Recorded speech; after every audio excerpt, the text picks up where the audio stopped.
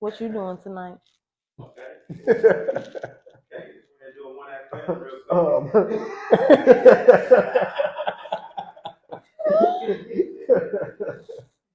Grand opening, grand closing. Oh,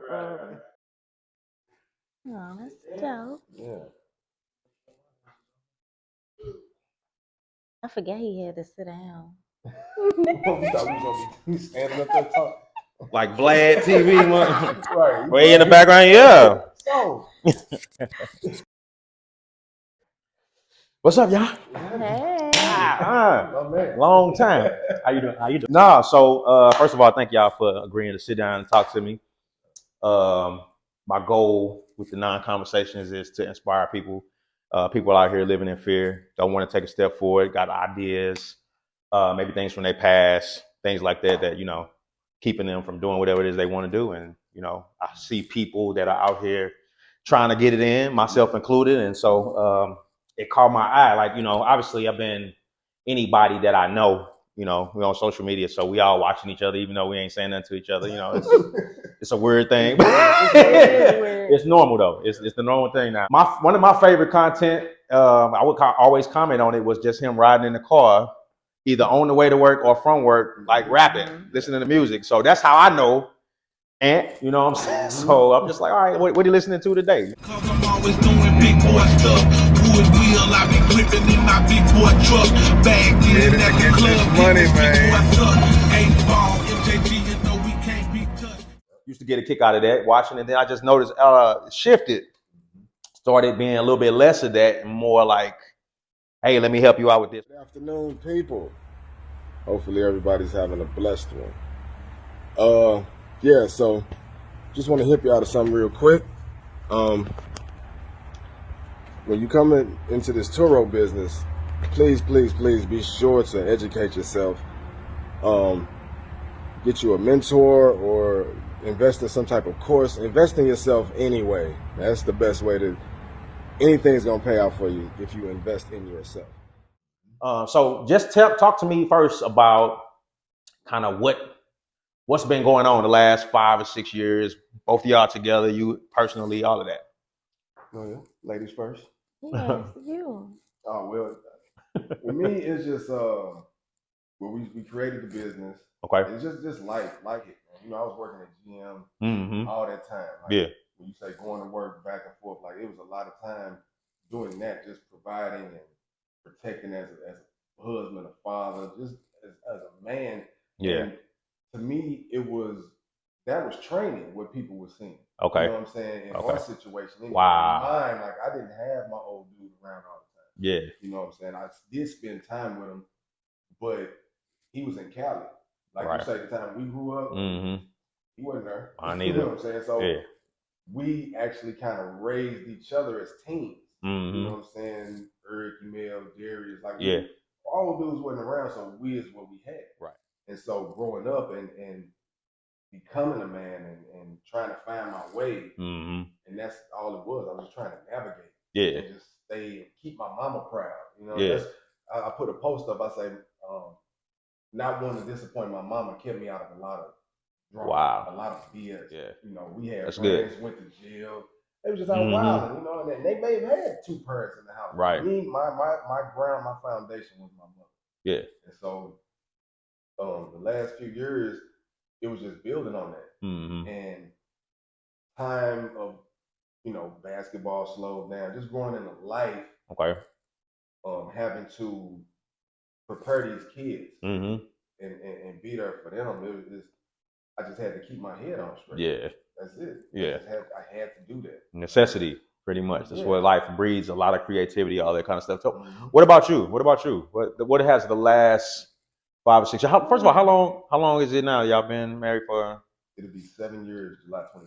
7 years. 7 years. You know, a lot of people haven't done anything for 7 years. So I always applaud that, man. But tell me about how these past few years that y'all have kind of kicked off your business, which we'll talk about in a little bit. How's it been for you?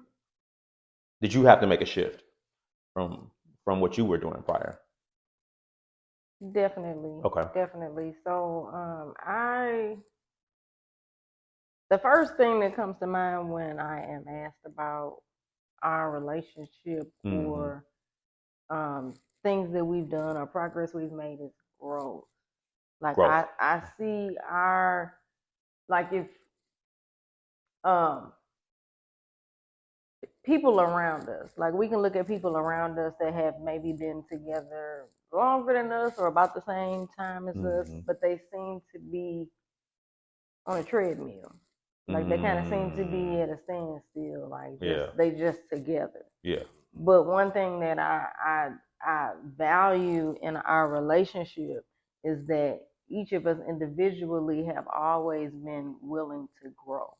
That's good. Like we've always been open to doing something new or making a transition, not being stagnant, not being complacent. So of course that comes with some bumps and learning curves, right? But we've been able to just navigate that and stay together throughout whatever. Yeah. So I was working a job. I was working for insurance companies up until 2016. I kept getting fired from jobs. And at the same time, you got a problem with authority. I was working on my master's degree. I was working on my MBA at Webster. So the same year that I got fired, I just finished the MBA program at Webster. Okay. So my husband was like, well, you said you was tired of working for people, so, you wanted to do your own thing. And I'm like, yeah, because prior to that, I did see myself doing my own thing. But in my mind, I'm going to school because this is going to get me a higher paying job and I'm going to be, maybe that can grow into something. But once I kept, that last termination and I walked out with that box, I'm like, yeah, I don't really want to work for anybody else. So he was at General Motors. I was used to him being there. Didn't quite know what I wanted to do. And I had my cosmetology license since 17. Okay. And I just kept it active. I always said I can always use it to fall back on. Never really thinking I would actually go back to doing that. Yeah. So I tried a little like real estate wholesaling. I was really into that. I was joining like the St. Louis Real Estate Investors Association, going to the meetings, really getting into it, and realized I don't think this really, not this aspect of it. Yeah. I just really wasn't feeling it. Yeah. So then I was like, well, I can go back into doing hair. And my husband was just like supportive 100% of the way. Like no matter what I wanted to do, right, he had my back.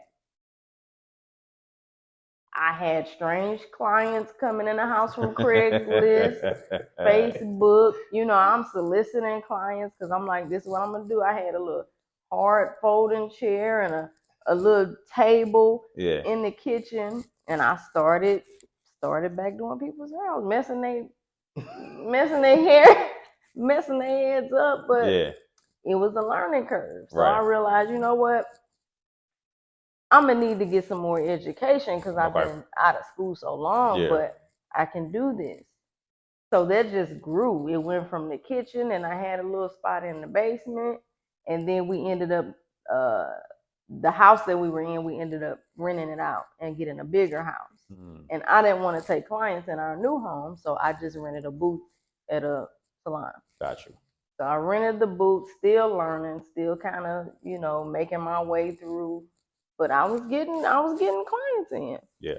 And I took it seriously. Like I always took a professional stance and business and, just kind of putting the business degree to use a little bit. Like this is a business. It's not just hustling up on clients. It's an actual business. So, now up till today as we speak, the space that we're sitting in, it operates as I have a salon suite in the back. So, which is nice. It's nice in here.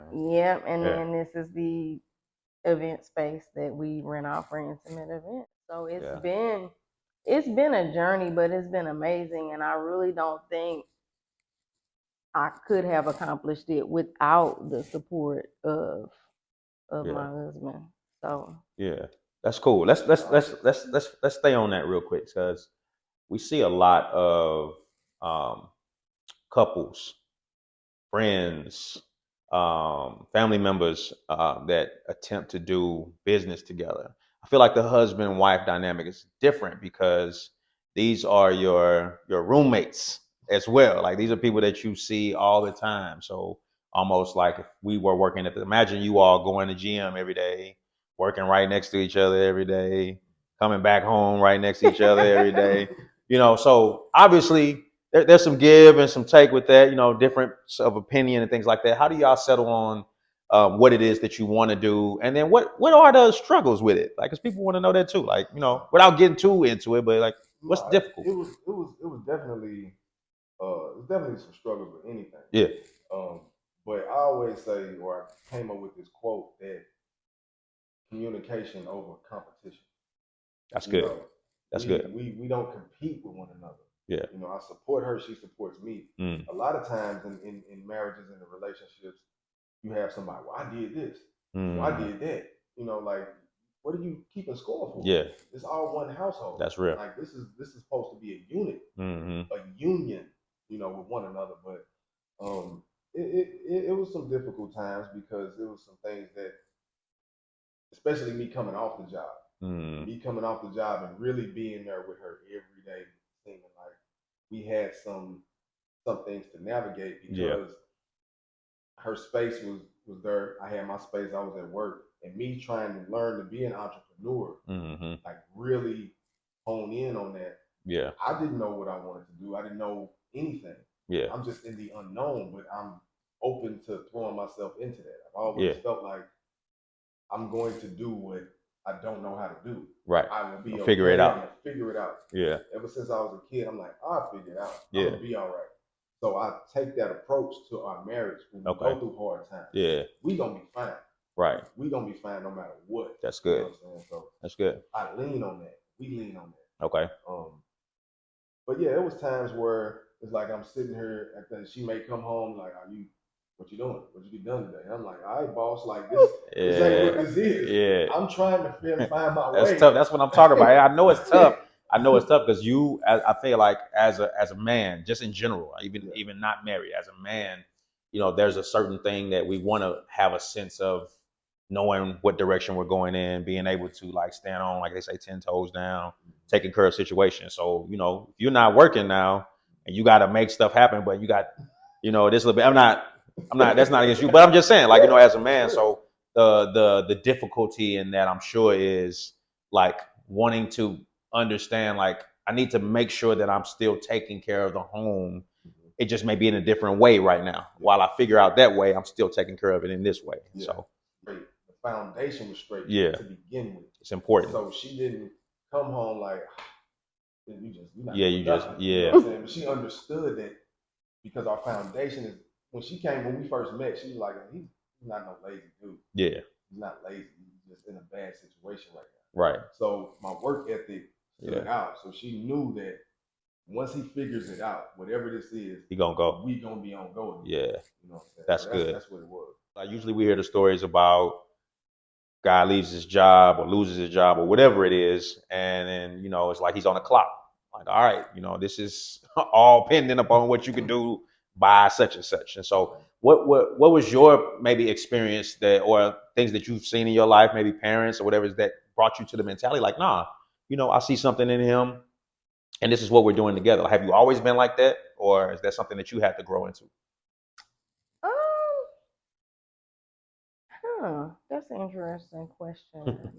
I supported him leaving because I felt like at the time we had the tools and resources and things that we had invested in, and there was a lot of opportunity to make things happen without necessarily having to punch a clock.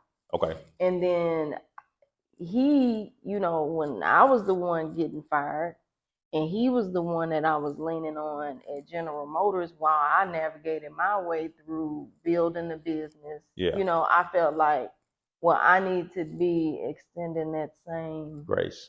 Yeah, same grace. And then it wasn't just him, it was us together. Right. You know what I mean? Like, okay, now we're in this together. That's good. So growing up, I lived with my mom and my stepfather. My stepfather raised me. Okay. And I kind of watched them operate as entrepreneurs as well. Like my mom was, she had a home daycare for a number of years, and then my stepfather, he was working like warehouse jobs, factory jobs, but he ended up coming off of that job, and they started a cleaning business. Okay.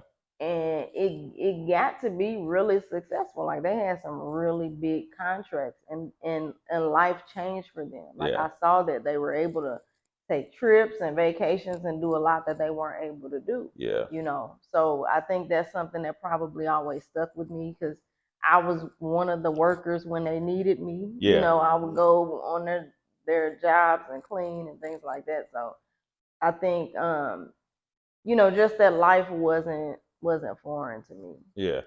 And so that's good. I think I've talked about this on several different types of topics, but not in this capacity before, which anything that you're doing, it's always good to have a reference point, right? So whether it's mentorship, actually seeing your parents, a teacher, or somebody like that, somebody in your community, in your family. So having that reference point, you kind of already knew the direction it could go in, right? And so that's kind of answers my question, what you're saying, like, okay, I know how this is supposed to look. I know how the support is supposed to look. I know how the union, the teamwork is supposed to look. You all are two different people, obviously, than your parents. So you have to figure out how we navigate that. But you know, at least you've seen, I have a reference point. So that's always good. And so let's go here a little bit. We all over the place, which I love. So you all are parents, right? So speaking of what you just spoke of, obviously, you know, you mentioned like how important it is to make your mama proud, and like that was your driving motivation at first. What does it look like now versus how it was before? Like now, this entrepreneurial, like this is the role we own. What does this look like for you as parents? What do they think about it? How do they feel about it? Have they noticed the change? Has it been smooth for them? Because I knew they'd probably tell something different than what y'all tell. So how does that work? They probably would tell something different. So the thing about entrepreneurship, it has its highs and lows. Yeah. And I think that they could feel and witness like times that it's up, times that, hey, we were able to do this, y'all. We popping. Let's book this flight and we get ready to go. And then it's times that we're working more, we're putting in the work because all right, maybe we got to make some transitions or some pivots. So y'all, we're gonna have to sit down this weekend and we have to, you know, work. So I see, I think they do see that and realize is different. Like the thing about our children, we have a blended family. So the older children, I have 3 children from a previous marriage, right? And my husband, he had a daughter from his you know, previous relationship. So they get to experience life in 2 different households. Yeah. So I know with my older 3, especially, the household that they come from, their father and their stepmom work. They work a job. You know, it's probably you know, a little more I'm not gonna say stable like we're unstable, but structured. Yeah, it's structured. Like you know, they gotta clock in, they gotta clock out. So they kind of see that life. They get to see both. Yeah. And then some of them are inspired by us. Like, I don't ever want to work a job. I want to be an entrepreneur. I don't plan on you know, getting a job. So it's a really good thing because we just want them to be obviously we want to be positive role models for them. And let them know that they have the opportunity to do like that. You guys are younger. You know, you're young with this vision and these steps. So you have like all the opportunity in the world. I feel like we're paving a way for them. You know, in a sense. No, it's exactly what it is. And so, and that's why I was asking, like, you know, because obviously their perspective is always going to be a little bit different, right? You know, it's just they are basing things off of how things feel, right? And this is what, when we're younger, that's how everything is, you know, how do I feel about this, right? Instead of more practical decision making, you know, and as they get older, they becoming that. But to see they have options, right? Like I can live my life and have a career and go to work and clock in and clock out if that's what I want to do. But I also right in front of me see that if I want to get something popping for myself, that there is a pathway, regardless of what it is I want to do, but there is a pathway for me to go that direction. I think a lot of us grew up in households where it was just like, hey, you got to go to college. Like that has to happen because, you know, that's the most reliable way that you can get out here in this world and make something happen. And then you grow up and realize there's so many different ways that you can make things happen for yourself and for your family. And so it's good that they're able to sit back and watch what you all are doing. So let's go there. What I'm sure that probably, you know, 15-year-old, 14-year-old and yourself, same age, right? Probably wasn't saying like, all right, when I get older, I'm gonna get married and I'm gonna do this, right? Which we're gonna talk about this in a second. But what was your dream when you were 15, 16 years old? Like, okay, about 10 years from now, I'm gonna be doing what? What was it? The league. Yeah, yeah, right. We all wanted to go to the league. Fast Five, watching Michigan play. At 15, I did know I wanted to be married. Yeah, I knew I wanted this life.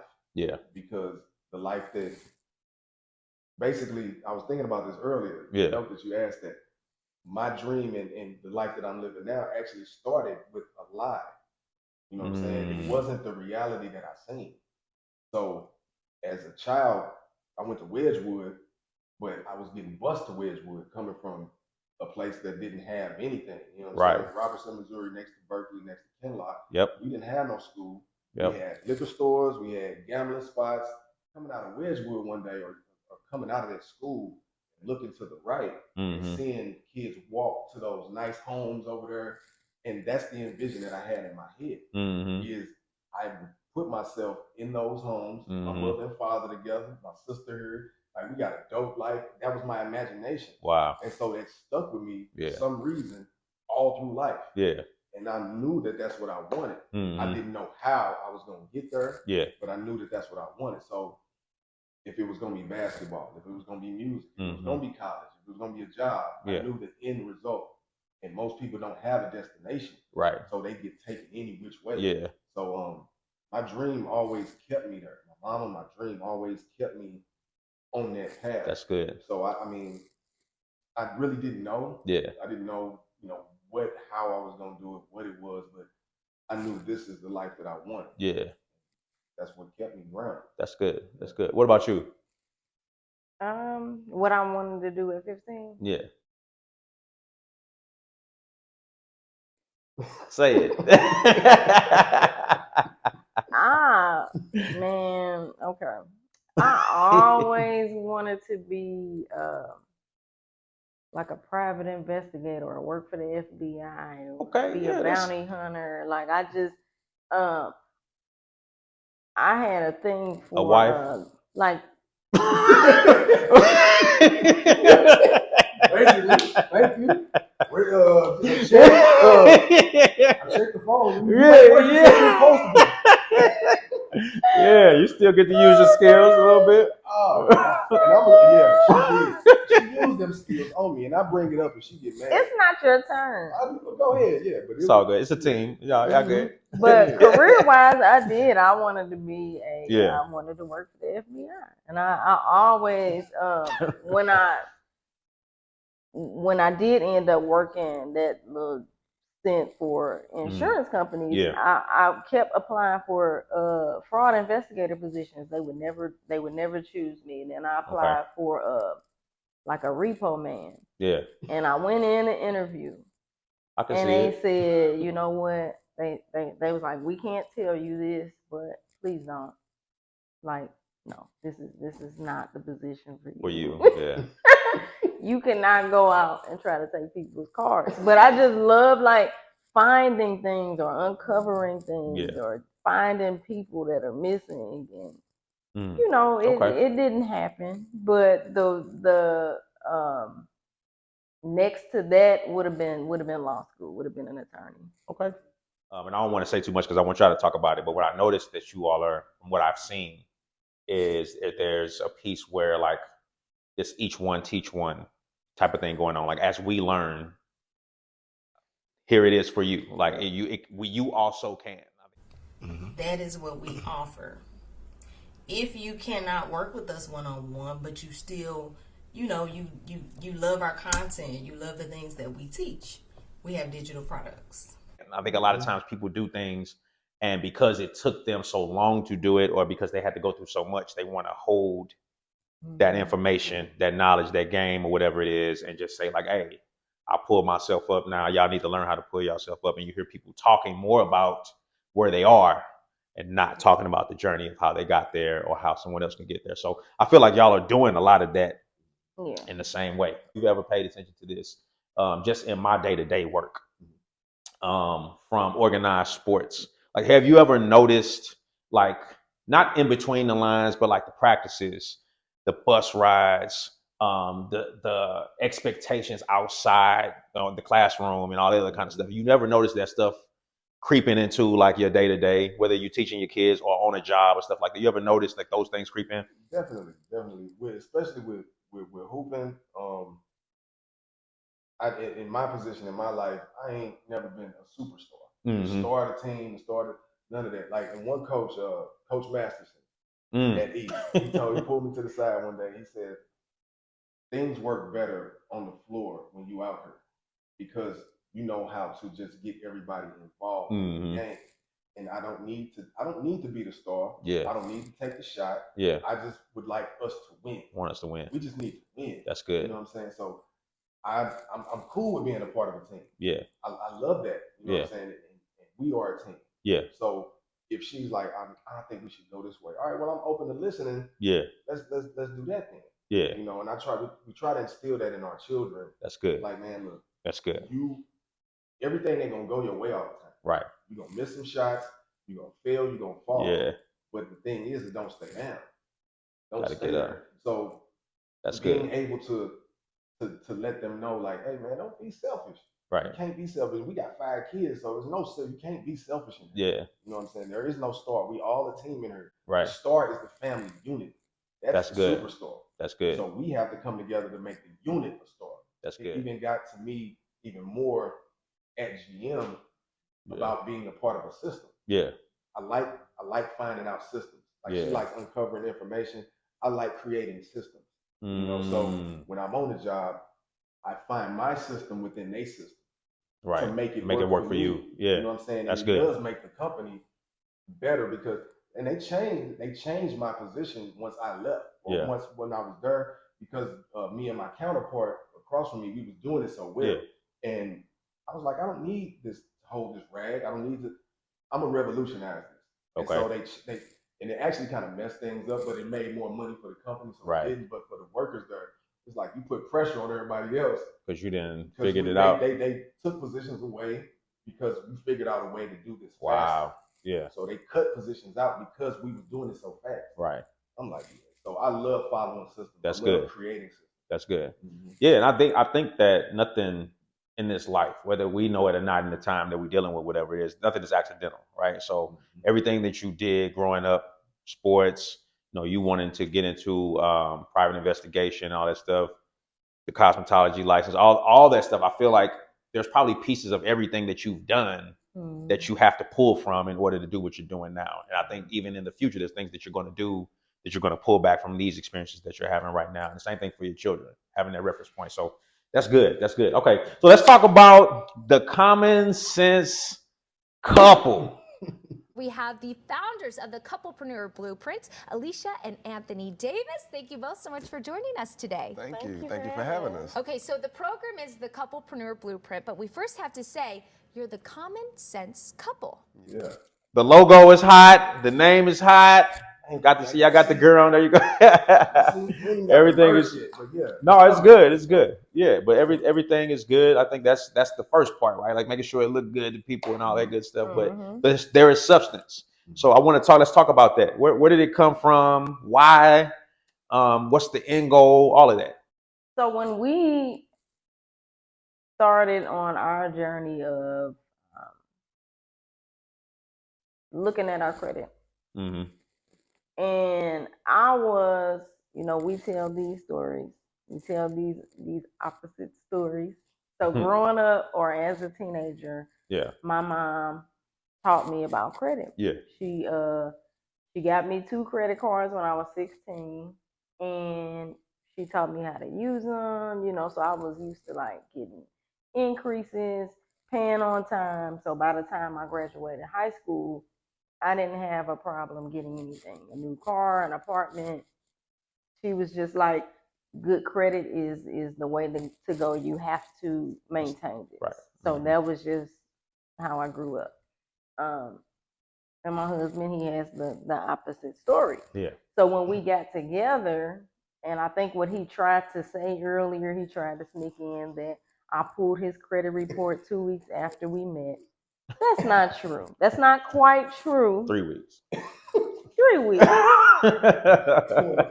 Right. But you know, as we were going along, I asked him about his credit. Yeah. And he was like, I don't know what's on there. I just know I can't get anything.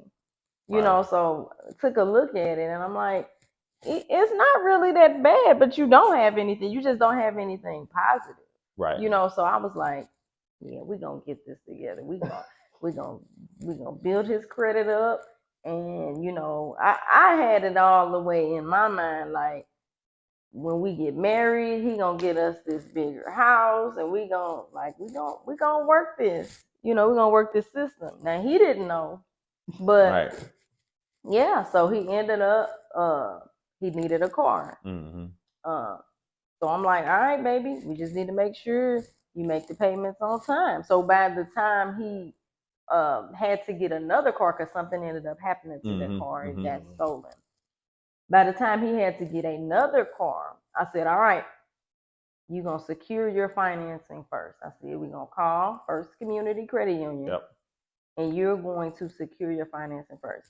This was unfamiliar to him. You know, he's used to like, oh, I got to put something down and have a 25% interest rate. I'm like, no, because on this previous vehicle, we made sure you was paying on time. So they was like, yeah, Mr. Davis, how much you need? He was like, it was crazy. Come pick up the check, you know. And I'm like, this is how life should work with good credit. Right.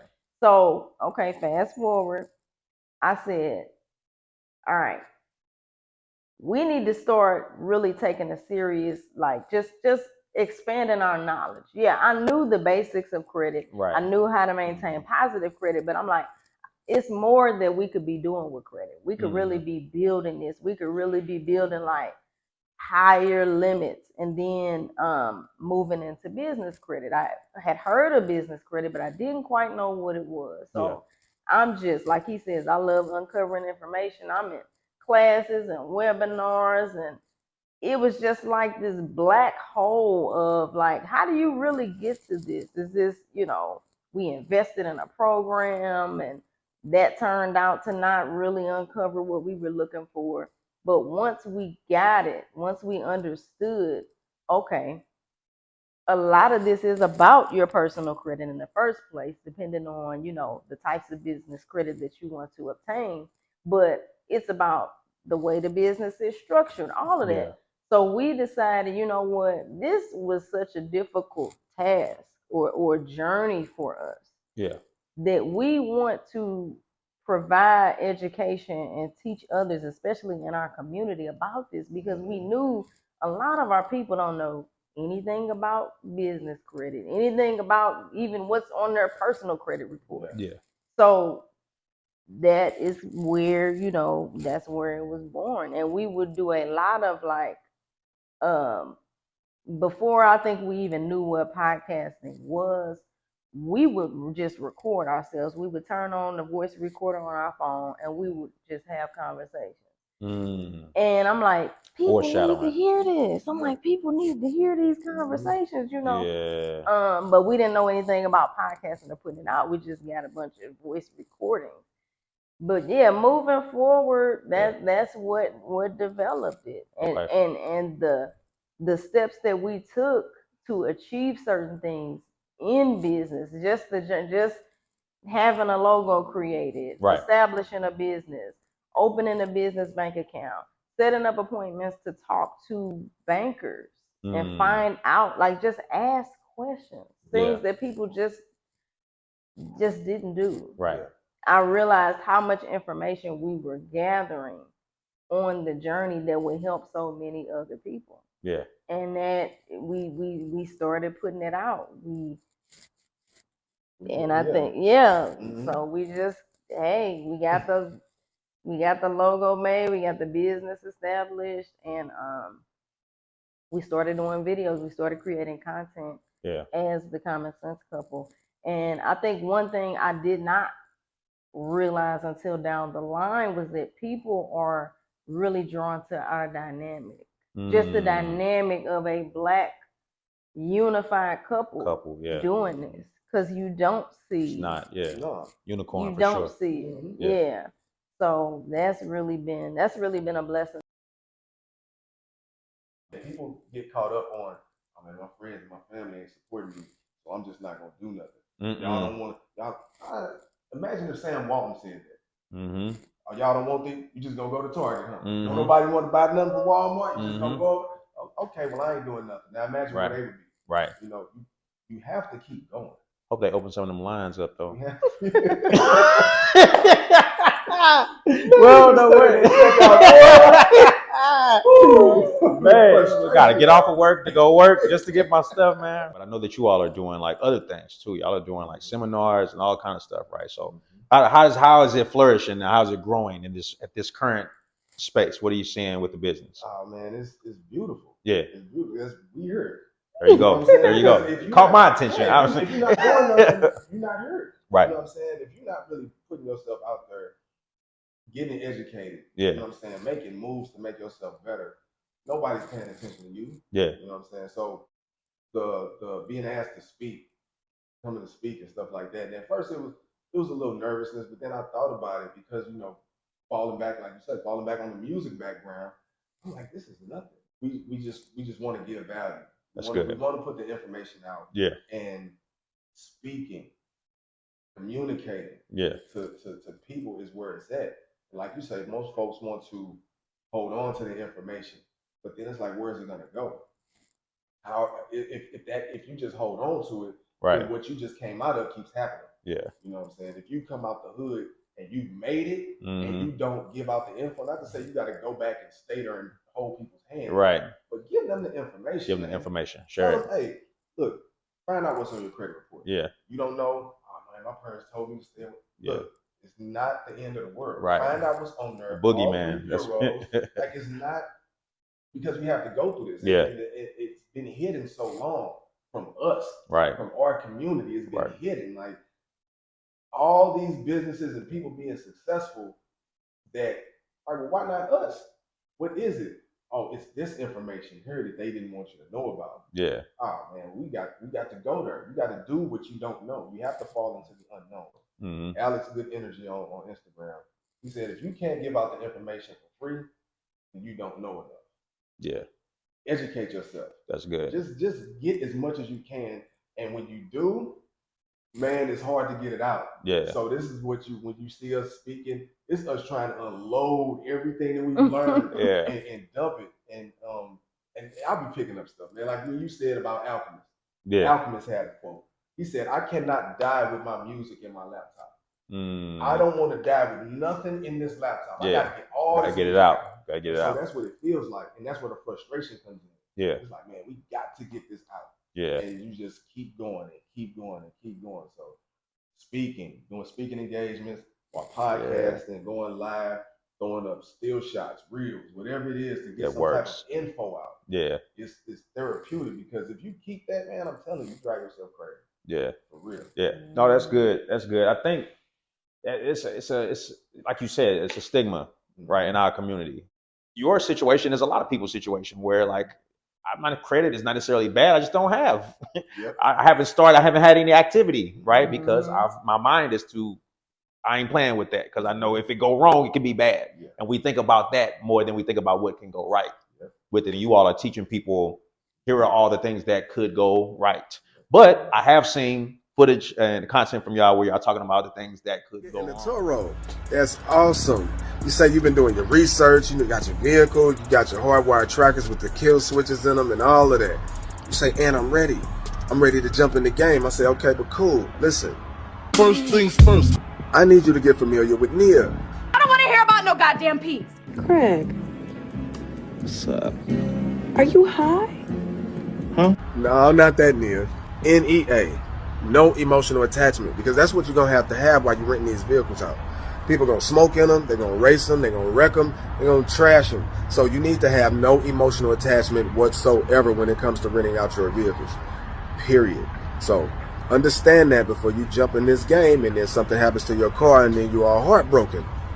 I don't want to see you heartbroken. So what's in, like, I want y'all to talk about that a little bit in this space. Like what, not necessarily what to do, because I want people to be able to go and look at your content and figure that out. But why is it important that you're not just painting this picture of we was down, we got up, so let me tell y'all all the up about our up so that y'all can get up. Why is it? I'm gonna tell y'all all the up, right? This is everything that can happen, right? And then leaving it at that. Why is it important to also make sure that people know, like, yeah, there's some bumps that might come with it, but this is how you recover. Yeah, you gotta tell people the ups and the downs. Right. You got to, else you a scam artist at that point. Yeah, yeah. Or you misleading people, right? And sometimes not on purpose, right? I think so people, and it's the age that we're in too. People want to share all the highlights, right? You know, Sports Center, right? They want to share all the key things that this is how I did it. You can too, but okay, maybe I can. And then I start doing everything I hear you say. Then I'm like, well, you ain't talk about how did this get taken away from me, or how I owe this. The thing is, and what we've learned on the journey is that, yes, you can build credit very quickly. Yeah. You can build credit very quickly, but you have to be able to have a plan for that. Right. You have to be able to not just use it to start something and hope it works out, but really, I would say, start being able to generate some income first. Yeah. Prior to you using credit, use credit to build or use credit to scale. Mm-hmm. But it is a tool. Right. It's a tool, just like personal or business credit is you being credible. Are you able to pay this back? Yeah. So that, like, you can't lose that on any level. You have to be able to pay it back. You got to be able to pay it back on time. Mm-hmm. So, I mean, we teach a lot of strategies. We teach a lot of strategies for building credit, paying it off. I mean, just there's a lot of things that you can do, but you cannot lose that factor. Yeah. Yeah. That's good. Yeah. That's good. So this is where we are right now, right? So what is from here, like, because now this is like a goal accomplished, right? Yeah. Right. So obviously there's more, right? Obviously the Common Sense Couple, there's more that you all want to do as the Common Sense Couple. Maybe there's other business ventures and things like that you want to do. So tell us about some of your goals that you're aiming for now. We just finished our first 6-week mentorship. Wow. We just finished that. We were teaching people how to structure their business, build business credit. Yeah. We went into content creation. Okay. We went into like artificial intelligence tools 1 week. We brought in a guest that he was super dope. Shout out to Rockman228. Okay. He was super dope on short-term rentals, Airbnb info. Mm-hmm. Just like he was saying, just providing people with the information. Yeah. You know, and that's all it is. You know, some people are going to invest in your mentorship, some people not. Right. But the folks that did, we just know we over-delivered.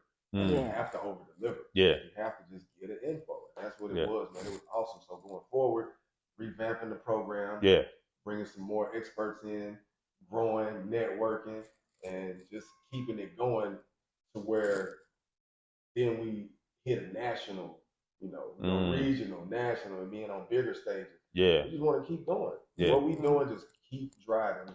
And I told her one night, we was having a conversation. I was like, I just want to see how far we're going to take it. Mm-hmm. How far is this going to go? And that's what these 9 conversations are about. 9 meaning now over never, right? So like the goal is people have, like you said, they get to these, whatever situation that's causing you to have fear, hesitation, reservations about wanting to step out and do something. And it could be something like starting a business.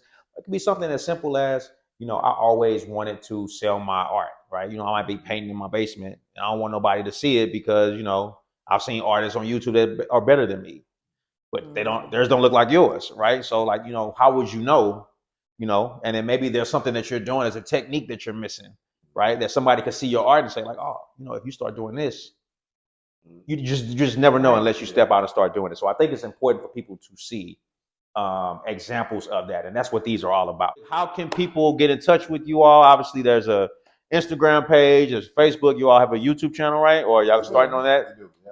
So tell us all the things so we'll put it at the bottom of the screen as well. The Common Sense Couple, YouTube is a podcast channel. The Common Sense Couple, what is it called? Common Sense Couple channel or podcast? The Common Sense Couple. Okay. Yeah. It's just the Common Sense Couple on YouTube. All social media. We're not on Twitter, but yeah, Instagram, Facebook, LinkedIn. But that's a platform I really want to get into. Yeah. I really want to get into LinkedIn, but we Common Sense Couple on there. Yeah. TikTok is the only one without the THE. So just Common Sense Couple. Yeah, got you. Yeah. That's how you can find us. That's where we at. Okay. Check them out. They are doing good work. Like I said, caught my attention for sure. Like I said, I was kind of sad at the same time because I really did used to watch my man driving to work and from work at least a couple times a week. I just wanted to see what Ant was listening to. So, you know, I'm seeing less of that, but I feel like I'm encouraged by what you all are doing and how you are serving this community. And not just our community, but I'm sure there's other people that are interested. This is a universal field. Look, I appreciate y'all. This has been amazing. I just want to say to you, man, I'm so proud of you, fam. I'm so proud of you.